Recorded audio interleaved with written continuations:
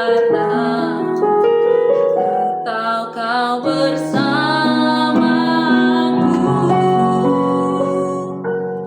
Kau lebih tahu yang terbaik bagiku. Kau lebih sanggup pulihkan hidupku. Berserah, ku percaya hanya Yesus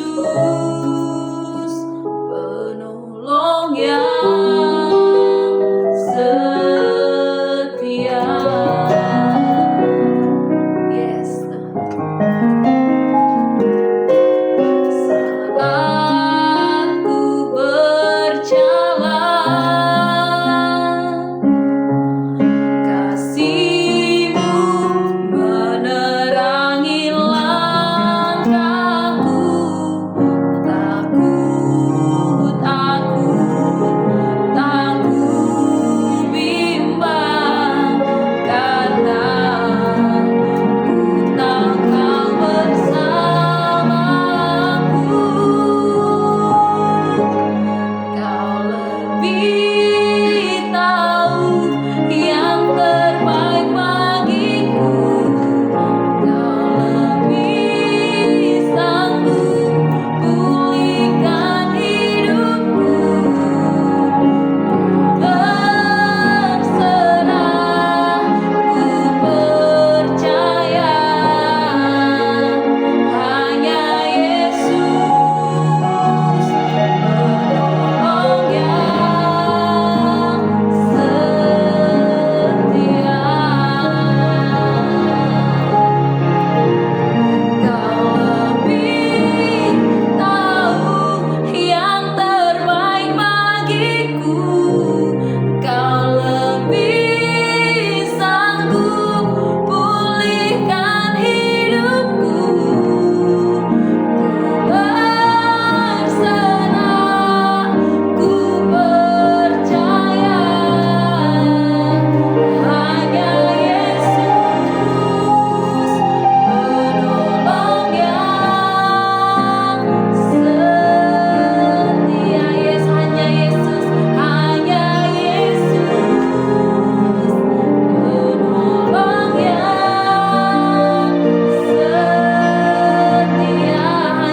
setia. Hanya Yesus penolong yang setia. Benar Tuhan, Engkaulah penolong kami yang setia. Pengharapan kami hanya ada di dalam Tuhan. Terima kasih Tuhan untuk kasih setia-Mu yang tak pernah habis-habisnya di dalam hidup kami. Terima kasih Engkau menyertai setiap langkah kami ya Tuhan. Terima kasih Engkau Allah Immanuel, Allah yang selalu beserta dengan kami. Terima kasih Tuhan Yesus. Saat ini kami mau tundukkan hati kami, telinga kami untuk mendengarkan firman-Mu. Berbicara atas setiap kami ya Tuhan. Karena kami butuh firman Tuhan yang terus menguatkan setiap kami, memperbarui setiap kami. Terima kasih Tuhan Yesus. Di dalam nama Tuhan Yesus kami berdoa dan mengucap syukur. Haleluya. Amin. Shalom Bapak Ibu, Saudara yang dikasihi Tuhan. Kita berjumpa lagi dalam perenungan intim dengan Allah. Pada hari ini, hari Rabu tanggal 1 April 2026, kita akan mendengarkan dan merenungkan sebagian daripada firman Tuhan yang bertemakan tujuan dari salib. Pada perenungan hari ini yang berfokus dalam Markus 15 ayat 33 sampai 39. Lalu pada pembacaan Alkitab kita 1 tahun ini terdapat di dalam Amsal pasal 16 sampai pasal 18 dan Titus pasal yang ketiga. Pada perenungan hari ini ayat emasnya yang terambil di dalam Lukas 23 ayat 33. Saya harap Bapak Ibu Saudara-saudari dapat membacanya beberapa ayat tersebut. Saya akan bacakan dalam Lukas 23 ayat 33, demikian firman Tuhan. Ketika mereka sampai di tempat yang bernama Tengkorak, mereka menyalibkan Yesus di situ dan juga kedua orang penjahat itu, yang seorang di sebelah kanannya dan yang lain di sebelah kirinya. Lukas 19 ayat 28-40 sering dibaca sebagai kisah kemenangan. Yesus memasuki Yerusalem. Murid-murid bersukacita. Orang banyak memuji Allah. Seekor keledai muda dipakai. Jubah dibentangkan di jalan. Segalanya tampak seperti penyambutan seorang raja. Dan memang benar, Yesus sedang masuk sebagai raja. Namun, jika kita berhenti pada suasana itu saja, kita belum sungguh mengerti teks ini. Lukas tidak sedang membawa kita untuk menikmati sebuah parade. Lukas sedang membawa kita menuju salib. Raja itu masuk ke Yerusalem bukan terutama untuk menerima mahkota dari manusia, melainkan untuk memikul salib, memikul kutuk bagi manusia. Ia datang bukan untuk dielu-elukan saja, melainkan untuk disalibkan. Ia masuk ke kota Yerusalem dengan sadar, sengaja, dan taat, sebab tujuan akhir perjalanannya adalah tempat yang bernama Bukit Tengkorak. Sebelum Yesus masuk ke Yerusalem, ia mengutus murid-muridnya mengambil seekor keledai muda yang belum pernah dinaiki. Tidak ada yang kebetulan, tidak ada yang spontan. Kristus sedang menggenapi firman Allah. Nubuat tentang raja yang lemah lembut itu sedang digenapi di depan mata. Tetapi kelemah lembutannya bukan tanda kelemahan. Justru di dalam kelemah lembutan itu ada otoritas surgawi. Ia datang dengan damai yang akan dibayar dengan darahnya sendiri. Orang banyak bersorak menyambut dia sebagai raja. Mereka memuji Allah atas segala mukjizat yang telah mereka lihat. Namun pujian itu, meskipun benar dalam kata-kata, belum tentu benar dalam esensi. Banyak orang menginginkan Mesias yang memulihkan kenyamanan, menghancurkan musuh, politik, dan meninggikan Israel secara lahiriah. Tetapi Yesus datang untuk sesuatu yang jauh lebih dalam. Ia datang bukan pertama-tama untuk menantang kekuasaan Romawi saat itu, melainkan untuk menanggung murka Allah. Ia datang bukan hanya untuk membebaskan dari penindasan luar, melainkan dari hukuman dosa. Itulah sebabnya sorak-sorai di jalan menuju Yerusalem harus dipahami sebagai jalan menuju Golgota. Tanpa salib, parade itu hanya menjadi peristiwa emosional.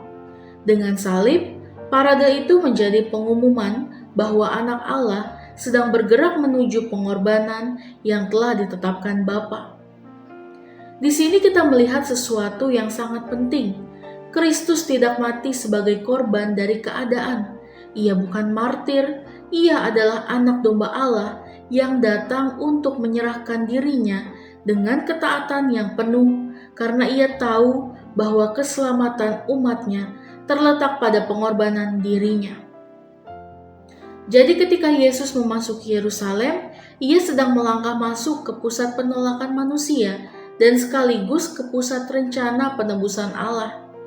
Kota yang menyambut dia akan segera menolak dia, tetapi Kristus tetap maju. Dalam Lukas 23 ayat 33 menuliskan, ketika mereka sampai di tempat yang bernama Tengkorak, mereka menyalibkan Yesus di situ. Itulah tujuan masuknya ke Yerusalem. Raja itu datang untuk naik ke takhta yang dunia anggap hina, salib. Di sanalah inti penebusan dinyatakan. Murka Bapa yang seharusnya ditunjukkan kepada manusia berdosa dicurahkan ke atas anaknya yang tunggal. Di sana keadilan Allah tidak dibatalkan, dosa tidak disapu, hukuman tetap dijalankan. Tetapi hukuman itu tidak jatuh kepada orang percaya, hukuman itu jatuh kepada Kristus, Sang Pengganti. Ia berdiri di tempat kita. Ia memikul apa yang seharusnya kita pikul. Ia menanggung apa yang seharusnya menghancurkan kita untuk selama-lamanya. Inilah sebabnya salib adalah tempat di mana kasih dan keadilan Allah bertemu dengan sempurna. Allah tetap adil sebab dosa sungguh dihukum. Allah tetap kasih sebab penghukuman itu ditanggung oleh anaknya bagi kita. Kematian Kristus bukan sekedar teladan kasih, melainkan tindakan perdamaian yang nyata, di mana Sang Juru Selamat masuk ke dalam hukuman supaya umatnya dibawa masuk ke dalam terang kasih Allah. Jadi salib bukan sekedar simbol penderitaan. Salib adalah altar pendamaian. Salib adalah tempat pertukaran suci. Kristus mengambil dosa kita dan kita menerima pembenarannya. Ia memikul kutuk kita dan kita menerima damai sejahteranya. Maka ketika orang Farisi meminta supaya murid-murid diam, Yesus menjawab bahwa jika mereka diam, batu-batu akan berteriak. Mengapa? Karena kedatangan Raja ini tidak mungkin dibungkam. Seluruh ciptaan harus memberi kesaksian bahwa saat penebusan sedang mendekat, Raja itu harus masuk. Anak domba itu harus diserahkan. Salib itu harus ditegakkan. Tidak ada kuasa manusia yang bisa menghentikan rencana Allah. Bahkan penolakan manusia pun dipakai Allah untuk menggenapi maksudnya yang kudus. Manusia bermaksud membinasakan Yesus, tetapi justru melalui pembinasaan itulah Allah menyelamatkan umatnya. Di sini hati kita seharusnya dikoreksi, sebab masalah utama kita bukan sekedar kelemahan moral, luka batin, atau tekanan hidup. Masalah utama kita adalah dosa di hadapan Allah yang kudus. Dan jika itu masalahnya, maka salib adalah satu-satunya jawaban. Kita tidak membutuhkan sekedar inspirasi, kita membutuhkan penggantian. Kita tidak membutuhkan sekedar dorongan rohani, kita membutuhkan pendamaian. Kita tidak membutuhkan Kristus sebagai pelengkap hidup, kita membutuhkan Kristus sebagai pengganti hidup kita. Ia dihukum supaya kita dibenarkan, Ia ditinggalkan supaya kita diterima, Ia mati supaya kita hidup, dan karena itu, respon yang benar bukan sekedar kagum, melainkan bertobat dan percaya. Amin. Mari kita sama-sama berdoa. Bapa yang baik, terima kasih Tuhan Yesus untuk perenungan pada hari ini ya Bapa. Kami boleh diajarkan lagi ya Bapa, apa tujuan dari salib-Mu itu ya Bapa. Kami mau merespon semua yang telah Kau berikan bagi kami ya Bapa, baik yang benar, baik yang terbaik bagi kita maupun yang tidak baik bagi kita ya Bapa. Biarlah hidup kami selalu seturut dengan kehendak-Mu ya Bapa. Kami membutuhkan Engkau sebagai jalan hidup kami. Terima kasih ya Bapa, biarlah firman ini selalu menjadi rema bagi kami. Di dalam nama Tuhan Yesus, biar kehendak-Mu yang jadi bagi kami. Dalam nama Yesus, haleluya. Amin. Salam sejahtera bagi kita semua. Shalom.